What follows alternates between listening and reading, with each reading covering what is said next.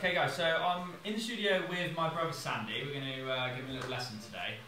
Sandy's been struggling with slightly high handle at impact, so dynamic lie toe down. So today we're just going to be working on that. It's going to be the main thing we're going to work on. It's going to be about a 30-minute session. I'm going to get him working with a 7-iron, dotted up and driver as well. A fairly simple session, just going to try and get his dynamic lie slightly better. What he's struggling with is a little bit of face control, leaking a lot of shots to the right. So should we get going? Go for it. Cool. So start with the 7-iron? Yeah, just get hitting some balls, mate. So I'd always just get people to start out, hit 10-15 balls, literally a warm-up. I don't say a thing. I'll usually video a few of the last swings from down the line and face on, just so I can get a good sort of slow-mo of what people are doing. Okay.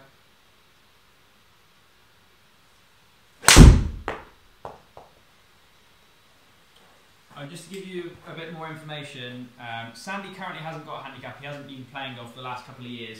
He did lose his handicap. Well, your handicap must have gone inactive, what, last year, year before? Yeah, it went inactive last year and now I think it's gone. Yeah, it's just gone.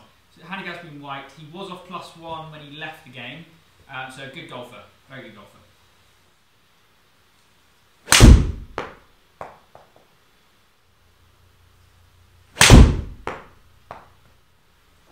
How's strike been in general? Centre hits? I would say if anything, heel. Heel More to the heel. And thin. Definitely thin. Thin and heel. In a normal lesson, I would probably sort of ask them what their idea of their strike is. A lot of people wouldn't know, so there'll be, you know, a lot of slightly higher handicappers or maybe beginners. They won't really have any idea where they're hitting it at the club face.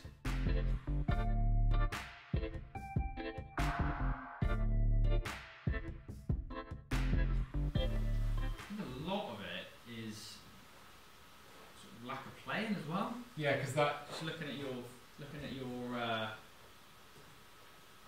your strike, like your strike patterns. Right.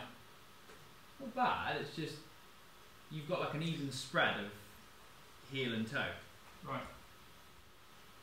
So it's just inconsistent, which makes sense really, because two of them are quite drastically out of the heel.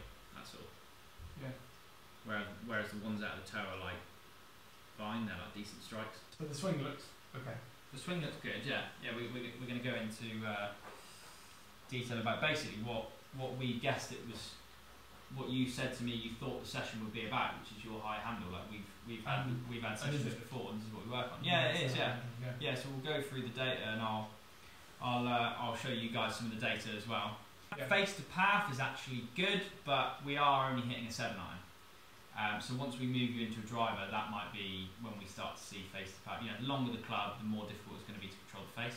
Angle of attack's looking good. You're 4 down. Tour average is 5 down. Your path is very solid. The ones that are most into out are the ones where I've struck out of the heel most. You know, it's that 0.7 into out, 0.1, 0.5 into out, 18 and 13. 3 mil out of the heel. It's an interesting point. I don't think that would be the reason. Right. So your path being into out. Yeah. I mean, it could be. It could be that if you were moving in this direction, towards the ball, potentially you could hit more at the heel, but those numbers are small. Yeah. Like 1.5 into out is nothing. Again, it's just fine tuning. It's fine tuning, yeah. Those numbers are just purely fine tuning. Okay. Just finding the face again. A bit more practice. I mean, when was the last time you went to a driving range and hit some golf balls? Well, the last time I went to a driving range was like 4 or 5 years ago. 4 or 5 years ago, yeah. But yeah, like even let's say golf course play, you know, just playing on the golf course. Well, obviously I went out and played yesterday, but that was, and then before that I played 3 weeks ago, but before that it was like a year, 6 months, something like that. It's like once a year. It's been sporadic golf, isn't it? Yeah, well, non-existent almost. Yeah. Just from looking at this, I think numbers are looking good. With a 7-iron, you're averaging 3 degrees toe down. Which isn't massive. I see, like, in a lot of sessions where I'm coaching, I would often see 8-9 degrees toe down. That would be, it's massive, but that would be common, to be honest with you. You're just going to be using your small muscles in your hands to control the face. rather than if you just got a lower handle through here, you just turn your body much nicer through using your bigger muscles to control the face. So that's what we're going to work on. Okay, so here we got Sandy's swing from behind the line and face on. So it's two good camera angles here just to see what he's doing. Obviously during the lesson we've been addressing his dynamic lie being toe down. He's got a high handle at impact, so just have a little look at what's going on here. He's perfect at address, in a very nice position. Get him to the impact point. Lo and behold, he's got a high handle of about 3 degrees, which is what we were speaking about in the session. I mean, his posture at address is great. You get him to the top of the backswing, he's in a good position. His backside is against the line here. Now what we want him to do is to keep his backside against that line as he swings down through into delivery and through into the golf ball. But what you'll see he does is he begins to lose this spine angle that he had at address and at the top of the backswing, and he begins to, as you can see here, his backside begins to come off the line there and thrust towards the golf ball as he's coming through into impact. Obviously that is leaving him with little room for his hands to deliver into the golf ball, and it is also causing his back to lose a bit of posture there as well, which is fine. It's very functional, but it's not necessarily good for things like injuries and for your back. It's not the best position to be in. So if we actually look here, look at where his hands were at address, that spot right there.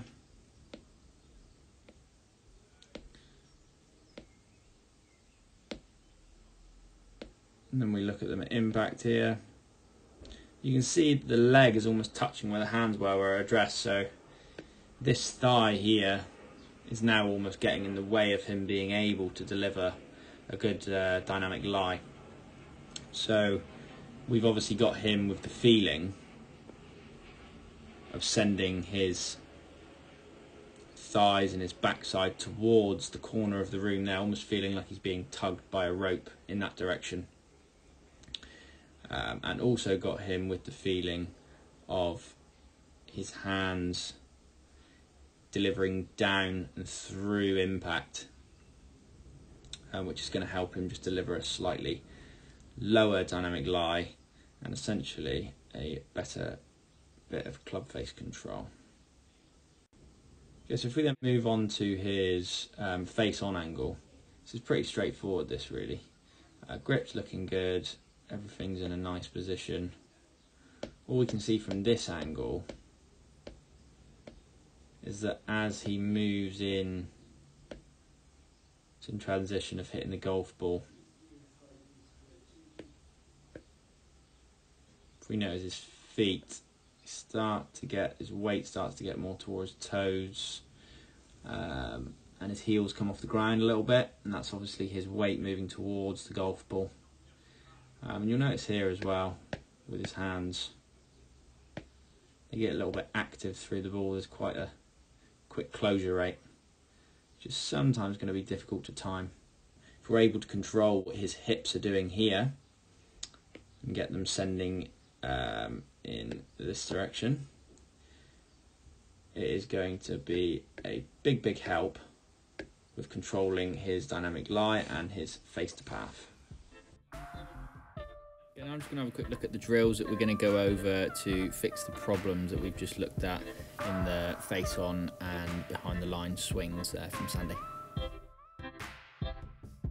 So you're just here with your hands kind of flat in that position there, turning up to the top, and then feeling like you're pressing down through here as you're coming through. Okay. Really pressing down hard, so it's just going to turn that sort of shaft feeling like it's almost horizontal, over-exaggerating the movement. All drills you want to over-exaggerate the movement. Yeah. And then a good, it's not so much a drill, but a good feeling when you're trying to feel like your hips and your body are kind of exiting out in that direction there, rather than in that direction there. Yeah.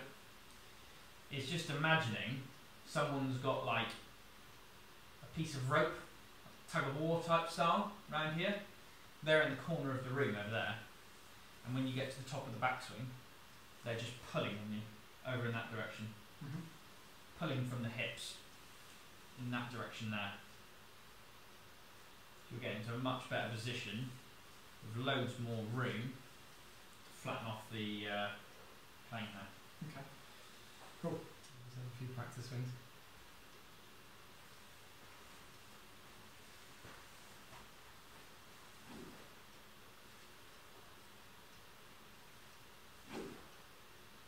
Get that feeling? Yeah. Okay, stop right there. Go again. Swing to the With top. Yeah, swing to the top. There, stop. And then from there, I want that feeling there. Yeah.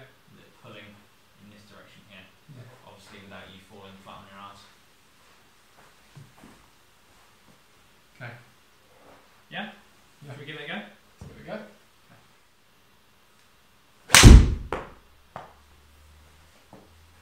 Now they are manageable numbers. Yeah. So it's not about getting you to 0. Mm. Okay? That is something that you'll probably work into your game over time, doing these drills and working that feeling.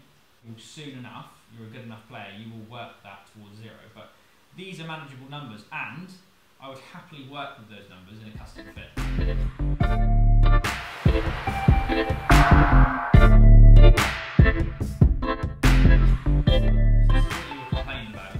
Yeah. This is the main part of the lesson, this, really, with the driver. So with the 7-iron, he was actually hitting a lot of line balls. But often you will find people who have high handles, like cricket players and players like that, they will hit a lot of irons off tees because they can actually control an iron a little bit better than they can a wood. This is a short club, you know? Yeah.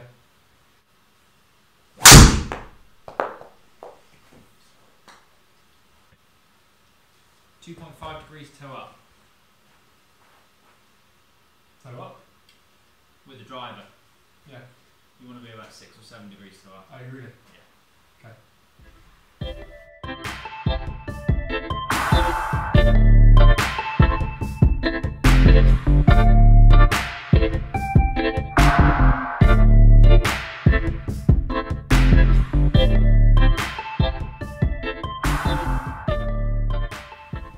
The issue you've really got is your face control, isn't it? But when you get on the golf course, you've got, you know, pressure situations, you've got out of bounds left, water right, whatever it is, competition, that type of stuff. You will find hands will come more into play, and then face to path will start to deviate a little bit more. Yeah. So by controlling your face and your dynamic lie, by lowering your hands and sort of turning through more with your body, Yeah. you'll just find it a lot easier, especially under pressure, to control it. Yeah. Controlling the face with bigger muscles. Yeah? Yeah, I like that. Yeah, that makes sense. So usually in a session I wouldn't really talk about that many things or change that many things. It would usually be 1, maybe 2 things, usually 1 thing. Get a couple of drills there, get a couple of feelings for them to go away with, and then come back as and when, however, depending on how much they practice, to maybe work on the next thing. So it's good to not work on too many things at once. Cheers. Say bye to the camera, Santa. Goodbye. Happy? Yeah. Yeah, it's good, mate. Yeah, good lesson. Yeah, brilliant. I feel like I can take away something from that. Go and tear it out tomorrow now. Go and practice and go and shoot 10 deep tomorrow. That's right. 10 Good deep. night.